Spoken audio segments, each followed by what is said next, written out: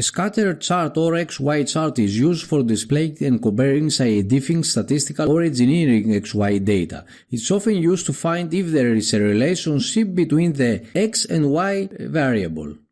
Click on Scatter Worksheet. We see a data table with daily ice cream sales. We measured how many ice creams we sold during the day. The conclusion is that we have more sales during noon.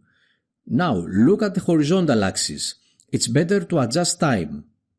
To show data, for example, per hour, double-click on axis and slide over axis options and look at the bounds, minimum 0 and maximum 1.2. When we have time, the start of the day is 0 and the end of the day is 1. If, for example, you type 0.5, it represents the 12th hour or noon. Just remember that every hour is approximately 0.0417. If we want to start at 7 a.m. in the morning, we have to calculate 7 over 0.0417 equals approximately 0.2918 and type it in the box.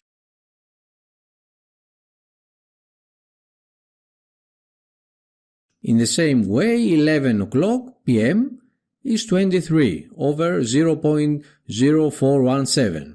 We repeat that 1 hour is 0.0717 equals 0.959. But keep it simple and type in the maximum text box 1 and in the minimum type 0. Also in major unit box type 0.0417. Finally, change the direction of the text to vertical. The charts now looks much better. Thank you very much and I will see you in the next lecture.